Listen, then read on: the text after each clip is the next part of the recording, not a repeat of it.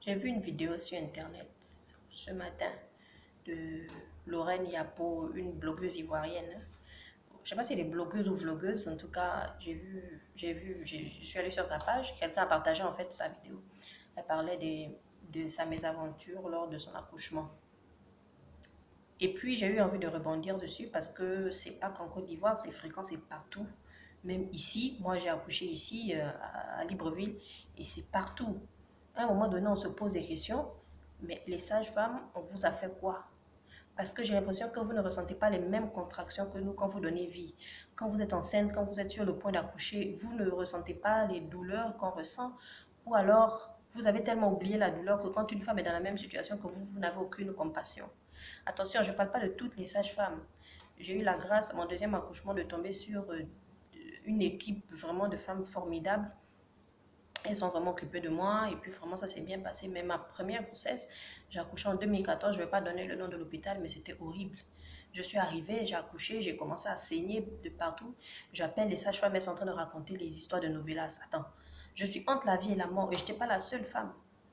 Vous êtes en train de raconter. Quand j'ai commencé à appeler, c'était ma première grossesse, donc du coup, je ne savais pas comment ça se passait.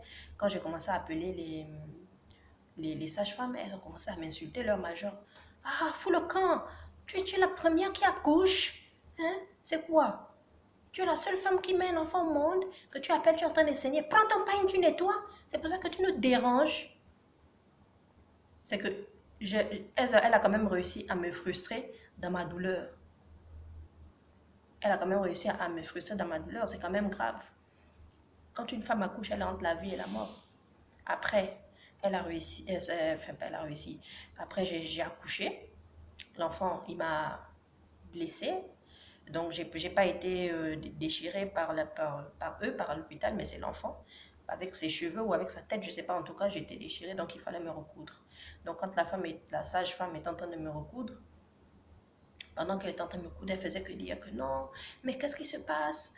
Tu fais que saigner. Moi, je ne comprends pas vraiment, il y a trop de sang. Il y a trop de sang, c'est quoi ça? Elle était en panique. Donc, du coup, en face de toi, tu as une patiente qui est fatiguée, qui est faible, qui vient d'accoucher, qui a peur. Et la réaction qu'elle avait n'était pas normale en fait. Ah, si ça va pas, on va t'amener au bloc, hein, parce que moi je sais pas, vraiment là, je sais pas, et tout. Donc elle faisait que parler, parler, parler, elle était en panique. Après, la sage-femme faisait aussi que leur major faisait que l'appeler, que non, viens, viens là-bas voir un truc, viens là-bas signer tel papier, est-ce que tu as vu ceci, est-ce que tu as vu cela? Du coup, l'anesthésie s'est totalement estompée. Donc, il n'y avait plus d'anesthésie. Elle était en train de me coudre maintenant à vif. J'étais en train de crier. J'avais tellement mal. Je pleurais. Donc, du coup, j'étais obligée de lui dire, laisse, ne me coupe plus. Elle me disait, non, après, votre mari va me porter plainte. Et tout, si je ne coupe pas bien, il va dire que je vous ai détruit. Et donc, je suis obligée de coudre comme ça. Et tout, je disais, madame, laissez, laissez. Arrêtez, je suis fatiguée. C'est que la douleur montait jusqu'au cœur. Je n'arrivais plus à respirer. Après, enfin, quand elle a fini, elle a commencé à dire il y avait une petite stagiaire à côté là qui était rentrée dans la salle que bon, écoute, moi je pars à la maison et je suis pressée, je suis pressée. Elle m'a laissé là en sang. J'avais le sang jusqu'au ventre, le sang. C'est même pas le bébé qu'on a posé sur moi qui m'a sali, non, c'était le sang. Tellement j'avais saigné, il y en avait partout. J'avais le sang sur le lit, j'avais m'a laissé là. Elle m'a dit, va dans ta chambre maintenant. Et si tu as soif, ne bois pas de l'eau, bois seulement le jus. On ne m'a pas proposé de chaise roulante, on ne m'a pas accompagnée. Et il faut savoir que de là où j'ai accouché jusqu'à l'endroit où je devais aller dans la chambre en question, c'est assez loin. Donc, pour ceux qui connaissent, ils verront de quel hôpital je parle, mais je n'ai pas envie de mentionner. Donc, je suis partie à pied avec ma soeur, puisque du coup, quand j'ai accouché, ils ont appelé les parents, la famille, j'étais avec ma soeur et mon chéri. Et quand je partais donc de là où j'ai accouché, j'ai perdu connaissance parce que j'avais tellement saigné, j'étais tellement épuisée, j'ai perdu connaissance. En fait, ils nous ont abandonnés, ils ont livré à nous-mêmes, quoi, que bon, débrouillez-vous, l'enfant est sorti, débrouillez-vous. Donc, j'ai perdu connaissance en route. Et c'est ma soeur qui criait, au secours, venez, venez nous aider, elle va mourir, elle va mourir. Donc, j'entendais juste, en fait, c'était un trou noir, et j'entendais juste la voix de ma soeur. Et avec le gabarit que j'ai, elle était obligée de se démerder pour me mettre au dos. Donc, elle m'a mise au dos.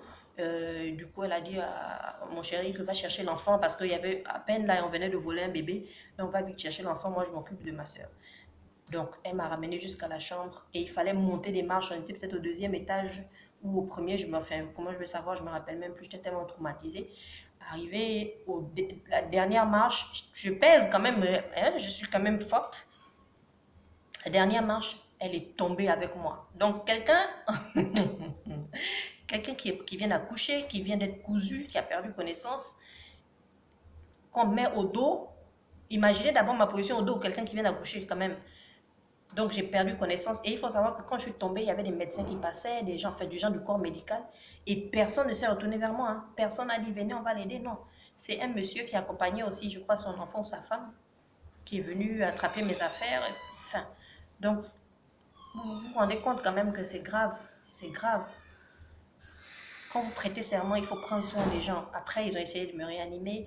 Le lendemain, j'ai fui l'hôpital. J'ai dit, je pars. Oh non, vous n'avez pas. Je dis, c'est bon. Je ne vous raconte même pas ce qui s'est passé après. Donc, j'ai dû fuir l'hôpital. Donc, du coup, j'ai demandé l'attestation de mon enfant, l'attestation de naissance. Il ne voulait pas me donner. Non, il faut faire 2 jours et tout. Mais je ne vous raconte même pas. Il n'y avait pas de berceau dans la chambre où j'étais. Il n'y avait pas de moustiquaire. Il n'y avait pas de ventilateur, pas de split. Il n'y avait rien. En fait, on a payé, je crois, 100 000 balles pour la chambre parce que je n'étais pas assurée. Et en fait, c'était catastrophique. Je ne rentre même pas de. Je vais même pas expliquer tout ce qui s'est passé. J'ai quand même réussi à prendre l'attestation et j'ai foutu le camp. En fait, je suis rentrée avec mon enfant et mon chéri, on est rentré à la maison. Donc, c'est en fait, pour revenir un peu sur la façon dont les sages-femmes traitent les filles, vous avez prêté serment. Essayez quand même de traiter les mamans comme des êtres humains. Nous sommes des êtres humains. On ne vous a rien fait, on n'est pas vos rivales. Quand on arrive à l'hôpital, ayez quand même compassion parce que vous êtes aussi des mères, parce que vous savez ce qu'on subit quand on vient accoucher. Vous savez ce qu'on subit pendant tout le long de la grossesse. On a besoin de soutien. Et même si vous n'avez pas prêté serment, c'est quelque chose de naturel. Quand une femme est en travail, tu as de la peine, tu as envie de l'aider, même si tu es impuissant face à ces douleurs, tu as envie de l'aider. Maintenant, pour vous qui avez fait de ce métier le vôtre, pourquoi vous vous comportez comme ça vis-à-vis de nous? Pourquoi vous vous comportez comme ça vis-à-vis des femmes? En tout cas, moi, je remercie toutes les femmes qui ont prêté serment justement et qui respectent jusqu'aujourd'hui leur serment, qui sont bienveillantes. Comme je le disais, pour ma première grossesse, c'est très bien passé. Mais il y en a, franchement, c'est pas pour insulter, c'est pas pour être méchante, mais il y en a qui sont de vraies sorcières. Et quand on choisit un métier, il faut le faire avec bon cœur. On ne choisit pas un métier par dépit, on ne choisit pas un métier parce que j'ai un grand frère qui peut me placer, tout ça. Non, ça vous rend mauvais. Ça vous rend mauvais. Quand vous choisissez de faire un truc, faites-le bien, faites-le par amour. Voilà.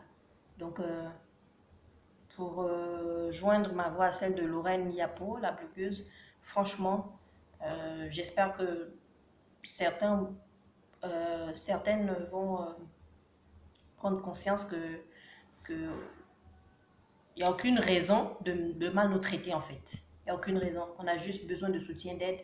On accouche et puis on repart. On ne vient pas pour prendre vos maris, on ne vient pas pour prendre vos boulots, on ne vient pas pour ça.